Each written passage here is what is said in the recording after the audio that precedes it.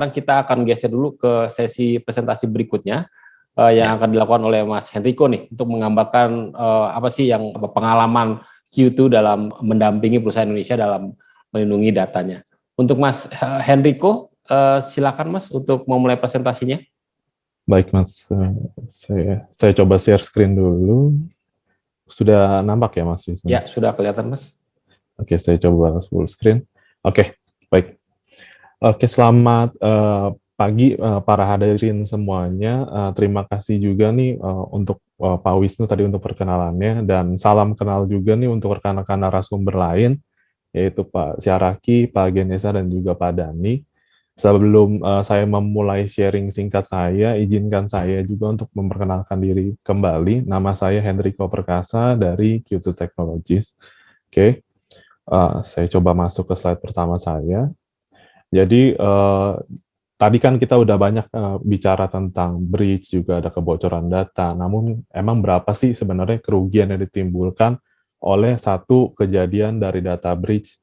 Data ini saya ambil dari report Cost of Data Breach yang dilakukan oleh Ponemon Institute di tahun 2020, di mana di sini sebenarnya ada satu temuan yang menarik, di mana total rata-rata biaya dari kebocoran data di tahun 2020 tepatnya berkurang sebesar sekitar 1,5% dari tahun sebelumnya, dari angka 3,92 juta dolar pada tahun 2019 menjadi 3,86 juta dolar di tahun 2020, turun sedikit. Walaupun sebenarnya kalau kita drill down lagi di reportnya, ternyata penurunan data ini terjadi pada perusahaan atau organisasi yang memiliki tim cyber security yang cukup mature. Sedangkan untuk yang company-nya mungkin masih belum begitu mature, sebenarnya tetap ada peningkatan dari sisi biayanya. Oke. Dan di sini di data report ini pun juga terlihat bahwa biaya untuk satu record customer PII ini sekitar 150 US dollar untuk per recordnya. Dan industri yang paling berdampak atau yang biayanya paling mahal untuk kalau mengalami satu kebocoran data masih di industri healthcare. Ini masih sama juga dengan yang sebelumnya. Di sini healthcare masih yang termahal datanya. Dan di report di tahun ini pun, karena di tahun 2020 kita banyak bekerja secara remote workforce akibat dari efek pandemi COVID-19, di sini juga kelihatan bahwa biaya dari data breach pun akan meningkat dikarenakan adanya remote workforce juga, dan membutuhkan waktu untuk response time yang lebih lama juga dikarenakan remote workforce ini. Namun ada juga poin yang menarik di report ini, di mana di sini ada finding bahwa kalau company atau perusahaan atau organisasi memiliki kemampuan atau kesiapan untuk dalam melakukan incident response, ternyata mereka dapat melakukan penghematan kalau terjadi suatu data breach, dan peningkatan itu sangat besar di angka sekitar 2 juta dolar. Oke.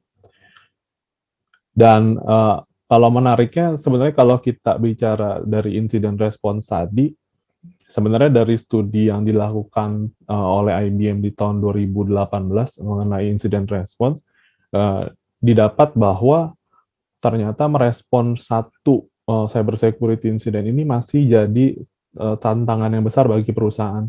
Kalau tadi dibilang 53% orang ngerasa tahun depan bakal kena serangan, ternyata banyak banget pun orang yang bahkan masih sangat mengalami kesulitan. Gimana kalau misalkan nanti kita mengalami cyber incident attack.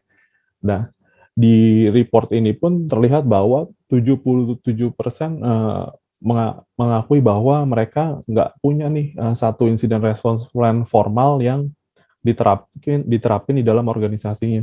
Artinya kalau misalkan terjadi satu insiden atau satu cyber security incident, penanganan insidennya ini bisa berbeda-beda tergantung siapa yang jadi PIC-nya.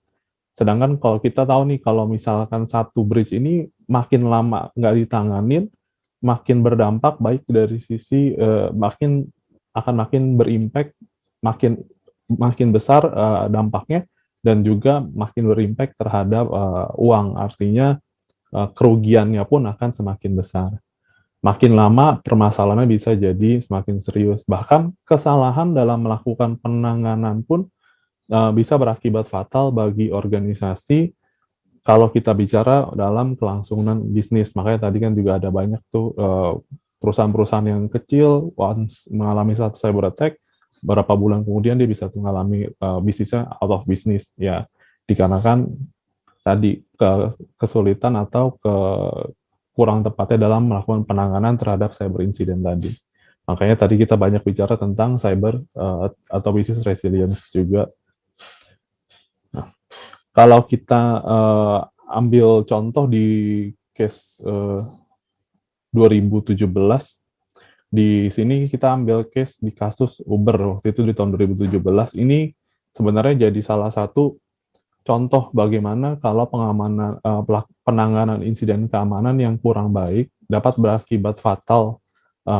Di sini impact-nya terhadap citra perusahaan sendiri di mata penggunanya.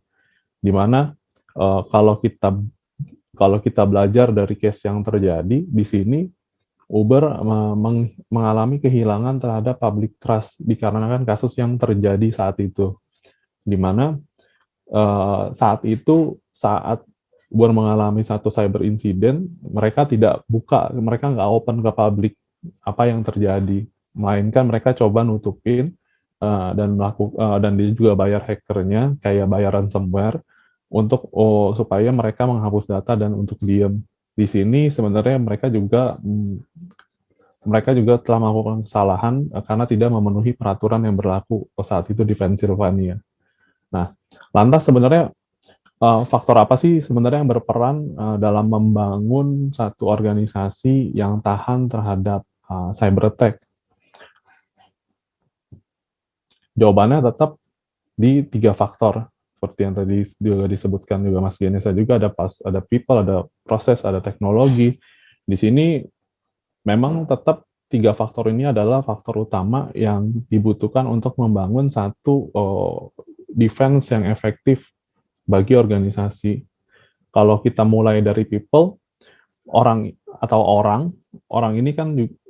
ini juga bisa menjadi satu resiko yang besar di dalam cyber security. Namun kalau kita kasih mereka pemahaman yang memadai, kita kasih mereka knowledge yang tepat, mereka ini atau people ini bisa jadi aset yang paling berharga dan merupakan first line of defense dari serangan yang masuk ke organisasi. Hal ini dikarenakan karena banyak cyber attack itu yang mengarah ke karyawan perusahaan, karena tadi people itu bisa jadi weakest link. Karena itu banyak juga cyber attack yang mengalihkan serangannya bukan fokus ke teknologinya, tapi menyerang people-nya. Di sini biasanya metode yang digunakan atau common digunakan adalah melalui email phishing. Dengan demikian sebenarnya penting banget bagi kita untuk selalu melakukan edukasi, pelatihan terhadap seluruh karyawan yang ada di perusahaan. Mungkin bukan cuma dari sisi edukasinya aja, tapi kita juga lakukan evaluasi dengan melakukan pengujian. Misalkan bisa menggunakan testing seperti paper-based testing, atau mungkin bisa juga dengan menggunakan simulation phishing juga untuk kita dapatkan visibility ke awareness mereka. Nah, selain itu juga kalau kita bicara tentang people, di sini nggak boleh lupa juga nih kalau dari sisi people untuk melakukan implementasi cyber security yang efektif, kita juga butuh komitmen dari senior management sebagai prasyarat utama. Dan juga kalau dari sisi resource, dari sisi people dalam melakukan pencarian karyawan, kita juga perlu melakukan seleksi yang tepat, baik dari sisi pengalaman dan kualifikasi, agar bisa mendapatkan resource yang tepat sesuai dengan kebutuhan dari organisasi. Nah, Itu tadi dari sisi people. Kalau kita masuk sisi proses, di layer proses ini, organisasi juga harus bisa memastikan bahwa mereka memiliki tim dan strategi yang tepat untuk secara proaktif dapat mencegah dan melakukan respons yang tepat atau cepat dan efektif saat insiden cybersecurity terjadi. Yang paling penting di awal mereka juga pasti harus punya yang namanya Cyber Incident Response Plan yang berisi prosedur dan pendekatan operasional yang perlu dilakukan untuk mengatasi cyber security incident sesegera mungkin. Sehingga at the end tujuannya adalah proses bisnis bisa langsung di recover secara efektif. Selain itu juga organisasi juga perlu menyiapkan backup dan secara reguler melakukan testing terhadap backup tersebut untuk meminimalkan terjadinya downtime dan juga untuk meningkatkan peluang untuk melakukan data recovery kalau terjadi misalkan ada cyber incident yang terjadi. Selain itu juga menggunakan teknologi seperti threat intelligence juga bisa digunakan untuk melakukan deteksi dan terhadap new threat yang mungkin terjadi di luar yang bisa juga diaplikasikan ke organisasi kita di sini. Nah, tadi dari sisi people, dari sisi proses, dan bagian yang ketiga yang nggak kalah penting adalah dari sisi teknologinya.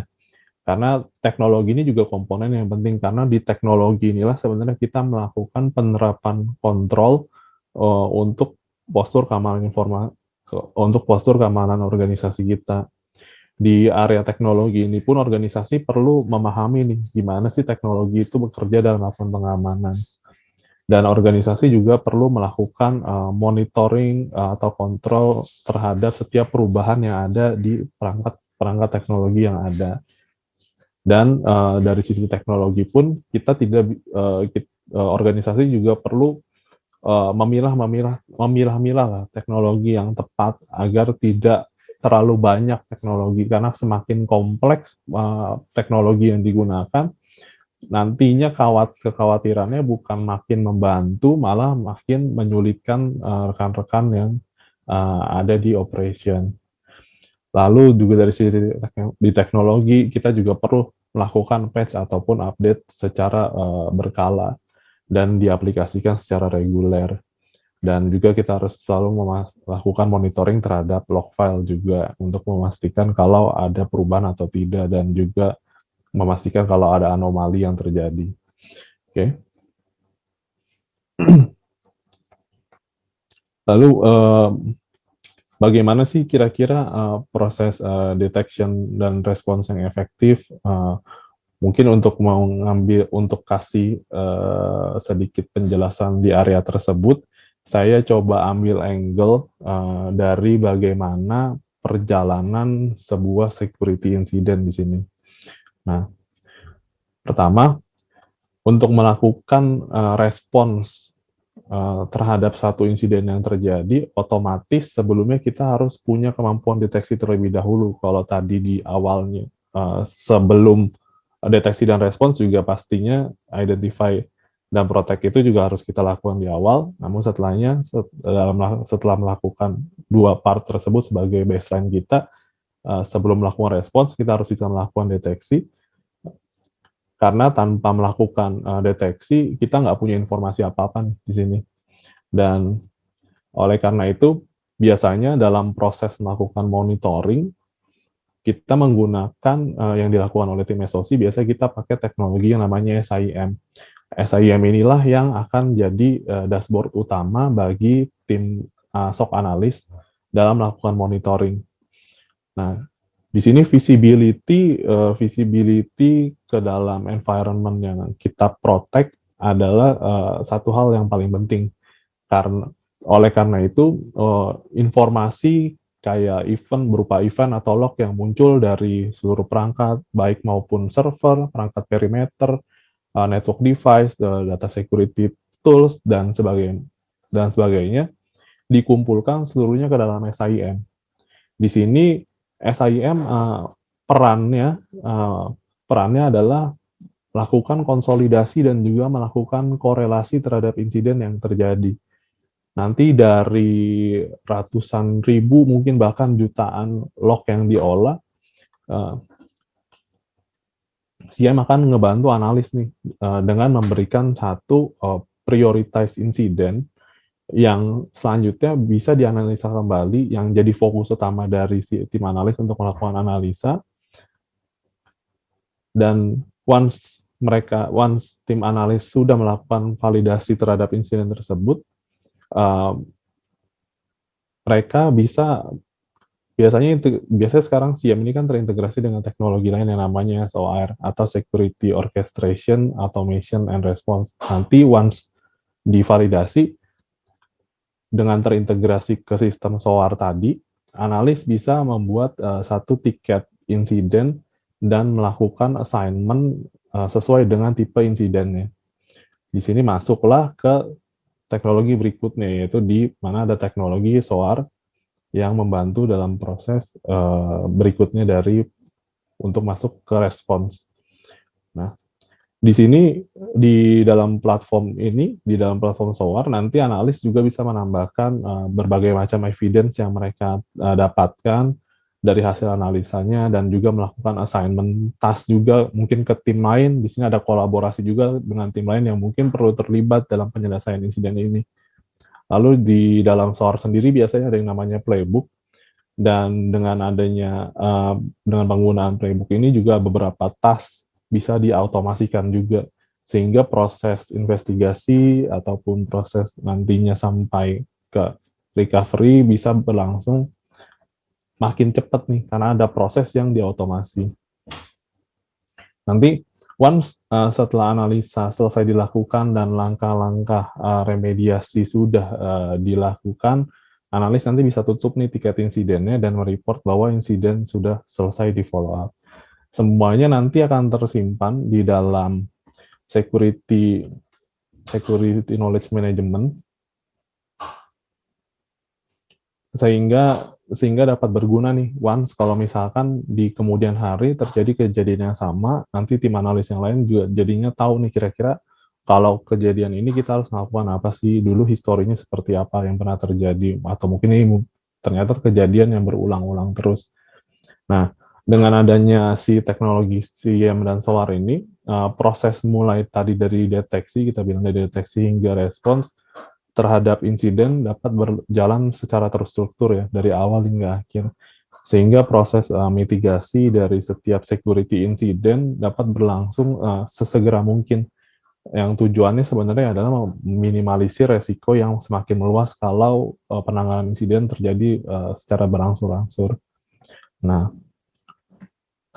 ini slide terakhir dari saya. Kalau kita bicara, kalau saya coba search dari insiden response training quote, di mana sebenarnya tujuan dari insiden response adalah untuk mengendalikan situasi di mana kerusakan atau damage dapat dibatasi seminimum mungkin, dan yang pastinya mengurangi waktu dan biaya yang dibutuhkan untuk melakukan perbaikan.